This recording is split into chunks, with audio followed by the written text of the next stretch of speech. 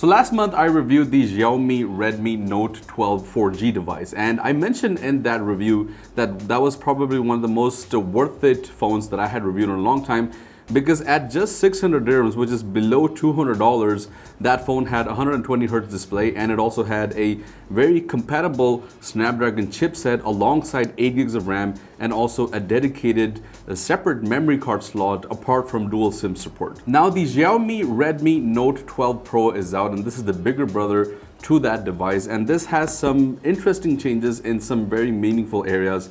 And this also costs a lot automatically. You have the Pro name, so it's going to cost a lot. Now the question is this actually worth the extra price bump that you get with it? Are the improvements really any meaningful, and should you actually invest in this or that? So in this video, we're going to kind of go through some of the details that the Pro has and see whether you should buy this phone or stick with the regular standard version. Now looking at the specs, we have 8 gigs of RAM. This also comes with 6 gigs of option, and you have 256 gigs of internal storage. You do get the option of 128 gigs. We have the graphite gray color, and this phone has a quad camera design. I think I haven't reviewed a lot of phones that have 4 cameras. So unboxing it, we have the booklet right in front of us, and we have some paperwork, a lot of paperwork actually, and we also have the silicone case, which is standard amongst these phones. Very simple, elegant case. We also have the phone, and we're going to see what else we have down here. We have the 67-watt charger, which I'm happy to report that comes out of the box. So it's good to see that we have a high charging capacity charger here, and we also have the USB-A to USB-C cable. Now looking at the phone, this is a very simple, elegant design, and that's what I like about the Redmi phones. They keep it simple. The back, you can see, has a quad camera setup. We have a main 108 megapixel camera, which is one of the, you can say, good features or the better features that this has over the regular Note 12. And I'll talk about that a little bit later on. And looking at the rest of the design, we have some the speakers up here. These are stereo speakers. We also have a 3.5 millimeter audio jack. This looks like an IR blaster and also a microphone. On this side, we have the power button, the volume rockers, and we also have another stereo speaker here, and we also have the USB-C port alongside the SIM tray. One thing that I do want to check is whether this actually comes with a dedicated memory card slot, or does it double down as a dual SIM with a memory card option. So let's go ahead and see that. Yeah, so this doesn't have a dedicated micro SD card. So it is a dual SIM jacket, but you can either put one SIM and one memory card, or you can just put 2 SIMs without the memory card option.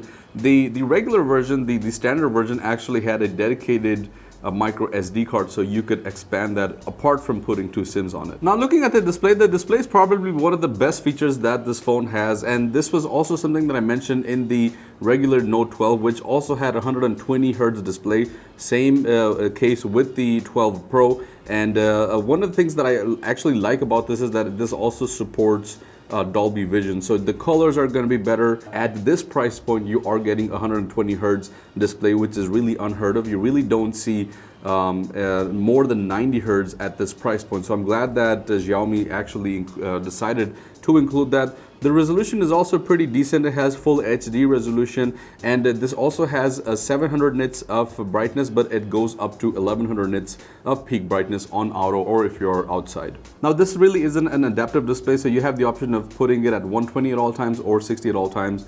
You can't really put it in a mode where it would automatically go down, so that's one of the feedbacks that I have over here, but because 120 is going to drain your batteries. If we talk about the performance, this also comes with a Snapdragon chipset, and this comes with the Snapdragon 732G chipset, which is based on an 8nm platform. Now this is not really the best and most advanced chip, but it gets the job done. And when we did an Antutu benchmark test, this got around 383,000 points. And again, this sounds really bad because it's really not a high score at all, but I think that this phone is not really a performance oriented phone. This is just a mid-range phone.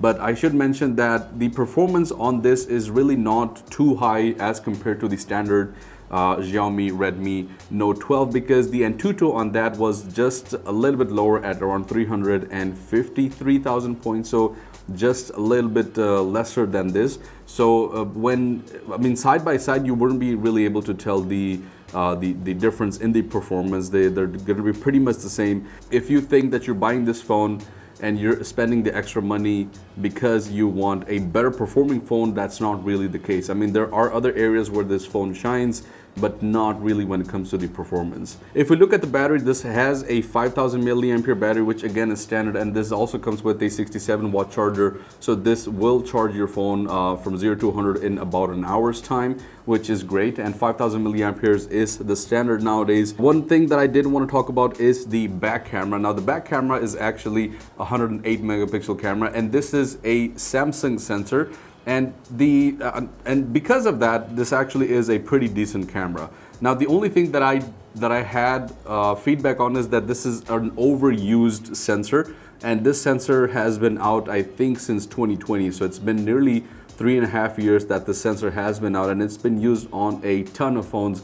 I believe this has also been used on the 11 Pro, if I'm not wrong. This also is the same sensor that's being used on the Poco X5 Pro 5G device. So it's a lens that you would see on a lot of similar devices to this. Again, that's not something bad. And again, as I said, the camera is a pretty good camera for everyday photography. You can actually shoot in 4K at 30 FPS. There's not going to be any stabilization though, but at 1080p you can shoot at 30 and 60 FPS. Nevertheless, it's not a bad camera at all. It is a Samsung sensor, so you get pretty decent colors, and it's very good for everyday photography, for social media. It's going to get the job done. If we talk about the front camera is also a pretty decent camera, which is a 16 megapixel camera, and I like the colors a lot on this one, especially on the front camera. This is a Sony sensor on the front, and this also has a wide field of view. I think 108 degree field of view is what you get with the front camera, and you can also shoot at 1080p with the front camera if you want to. Now, who is this phone for, and should you consider buying this as compared to the regular Note 12? Well, this is around 200 dirhams more than that, so this comes at $220, which if you convert it, it's around 800 dirhams.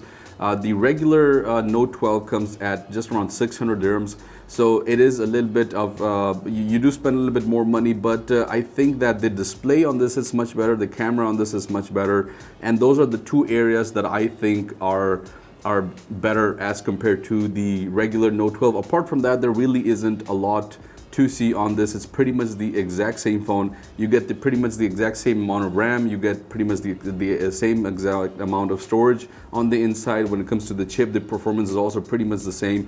So you're not really getting a lot out of it as compared to the Note 12. Nevertheless, it's not a bad phone at all. I'm not trying to criticize it. I'm just kind of giving you a comparison as whether you should consider buying this one or the regular Note 12.